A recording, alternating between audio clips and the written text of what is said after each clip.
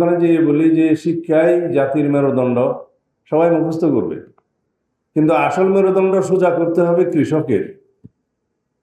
শিক্ষার মাধ্যমে জাতির মেরুদণ্ড নির্মিত হবে, শক্তিশালী হবে। কিন্তু কৃষকের মেরুদণ্ড যদি দুর্বল হয়, সে হাঁটতে পারবে না, যেতে পারবে না। এই কৃষি কার্ডের মধ্য দিয়ে বলতে হবে যে কৃষকরাই যে জাতির প্রধান শক্তি এবং অর্থনৈতিক মেরুদণ্ড, জাতির মেরুদণ্ড, সেটা বিএনপি আপনাদের সামনে তুলে ধরেছে। এই দেখেন, আমরা ক্ষুদ্র কৃষক, মাঝারি কৃষক, বড় কৃষক, এগুলা অনেক বিস্তারিত বর্ণনা ওই মাঠ পর্যায়ে ওইভাবে বলার প্রয়োজন হবে না। বলবেন যে সকল কৃষকই এটা পাবে পর্যায়ক্রমে। আগে প্রান্তিক কৃষকরা পাবে, ক্ষুদ্র কৃষকরা পাবে, সহায়তা পাবে, এটা সরকারি পরিকল্পনায় জানতে পারবে।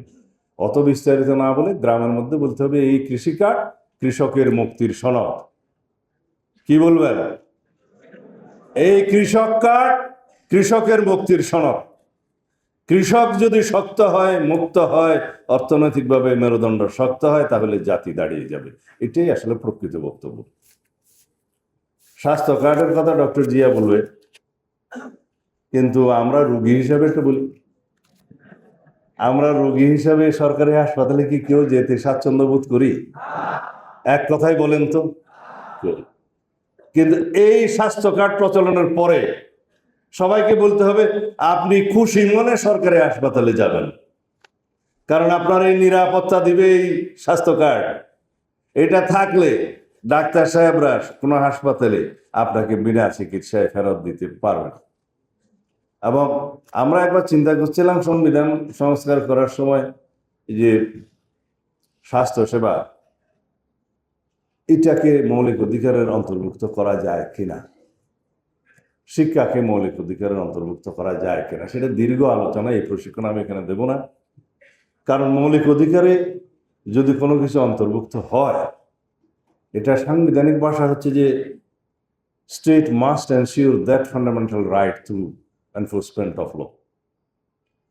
মানে হচ্ছে যেটাই মৌলিক অধিকার অন্তর্ভুক্ত হবে, রাষ্ট্রকে সেটা শতভাগ নিশ্চয়তা বিধান করতে হবে, যেটা পরিপূরণ করতে হবে। আমরা সেই পর্যায়ে অর্থনৈতিকভাবে এখনো উন্নীত হইনি। সেজন্য আমরা কর্মসূচি পরিকল্পনার মধ্য দিয়ে এটাকে রাষ্ট্রীয় মূলনীতিতে নিয়ে এসেছি। মূলনীতিটাতে রাখলে রাষ্ট্র ক্রমান্বয়ে তার ফিনান্সিয়াল অ্যান্ড কালচারাল যে রাইট, সেটা এনশিওর করবে সাংবিধানিকভাবে। তোমাদের সবাইকে তো পর্যায়ক্রমে সংবিধান জানতে হবে, বুঝতে হবে, জনগণকে বলতে হবে, প্রতিনিধিত্ব করতে হবে। এটা হচ্ছে যে সহজ ভাষায় সংবিধান শিক্ষা। যদি কোনোদিন সময় হয়, এভাবে মজলিস মাহফিল ডেকে আমরা আমাদের এই মাস্টার ট্রেনারদেরকে সহজ ভাষায় সংবিধান শিক্ষা দেবো ইনশাআল্লাহ। বিএনপির সাথে তখন কেউ পারবে? সারা দেশে যারা বয়ান দিচ্ছে যে জ্ঞান ভিত্তিক, প্রযুক্তি ভিত্তিক, মেধা ভিত্তিক রাজনীতি করতে হবে, আসলে চর্চা কি আমরা করছি? চর্চা করতে গেলে এইভাবেই দিতে হবে। আমরা বুড়ো হয়ে গেছি, আমরা প্রশিক্ষণ দিয়ে তারপর বিদায় নেব।